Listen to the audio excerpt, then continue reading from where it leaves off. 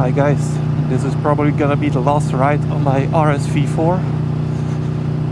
I'm gonna sell it because it's not really my kind of bike. In the beginning when I bought it, I thought that I was gonna use it a lot to go and ride on the twisty roads, maybe some track day, but in the end I have it for half a year now, and yeah, I did I think like 3,000 kilometers on it, so it's not really worth keeping it for me. It's a really good bike, I love it, like it does everything right for a sports bike, but it's just too uncomfortable for me. It's yeah, I just tend to take another bike if I have a few hours time to ride.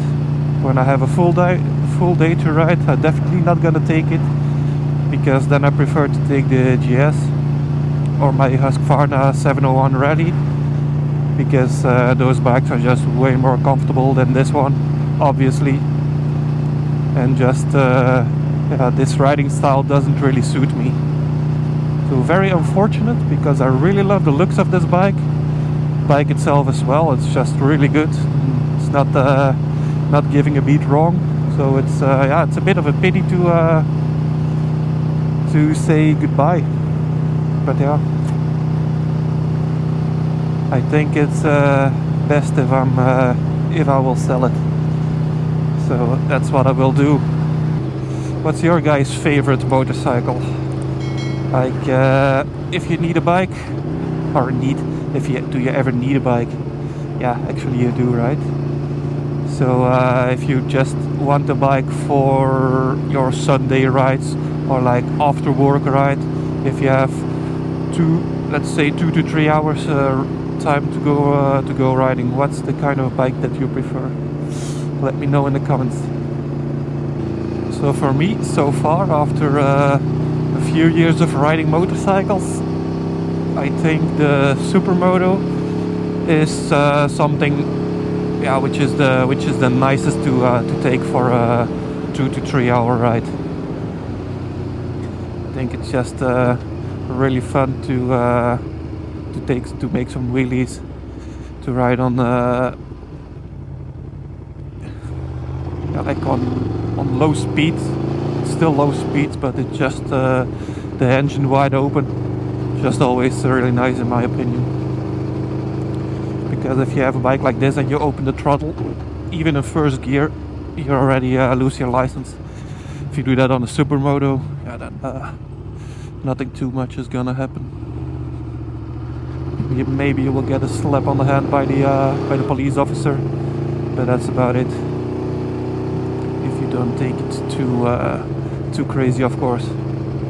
But I think the nice thing about the Supermoto is if you go into the very small roads where nobody lives, nobody really uses those roads, you can just basically do whatever the fuck you want. But on a bike like this, on a super bike, yeah, those roads are too small. You cannot really use the power in the bike. It's also not nimble enough to really ride fast on those small roads. So I think that's why a Supermoto shines.